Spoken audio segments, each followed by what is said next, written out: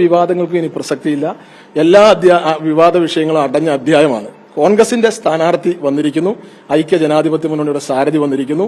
നാളെ നിലമ്പൂരിന്റെ MLA ആവാൻ ശ്രീ ആര്യാടൻ ഷൌക്കത്തിനെ ഞങ്ങൾ നിയോഗിച്ചിരിക്കുകയാണ്. ഈ നാട്ടിലെ ജനങ്ങൾക്കിടയിലേക്ക് ഞങ്ങൾ അദ്ദേഹത്തെ അവതരിപ്പിക്കുകയാണ്. മറ്റെല്ലാ അഭിപ്രായ വ്യത്യാസങ്ങളും എല്ലാ വിവാദ വിഷയങ്ങളും ഇതോടുകൂടി അവസാനിക്കുകയാണ്. പരിഹരിക്കും. ഞാൻ ആ വിഷയത്തിനാണല്ലോ മറുപടി പറഞ്ഞുകൊണ്ടിരിക്കുന്നത്. ആ വിഷയങ്ങളൊക്കെ അടഞ്ഞ അധ്യായമാണ്. ചെറിയ ചെറിയ പ്രയാസങ്ങളും അല്ലറ ചില്ലറ സൗന്ദര്യപ്പിണക്കങ്ങൾക്കിടയിൽ അതൊക്കെ UDF നേതാക്കന്മാർ നേതൃത്വം ഇടപെട്ട് അതിനൊക്കെ കരുത്തുള്ള നേതാക്കന്മാർ ഇവിടെ ഉണ്ട്. അത് ഇടപെട്ട് പരിഹരിക്കും.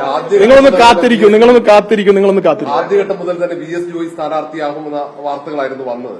അങ്ങനെ ചില തരത്തിൽ നേതൃത്വം സൂചനകൾ വന്നിരുന്നു. അല്ല, പാർട്ടി പരിഗണിച്ചു എന്ന് നിങ്ങൾ പറഞ്ഞല്ലോ. ഞാൻ അതിൽ തന്നെ സംതൃപ്തനാണ്.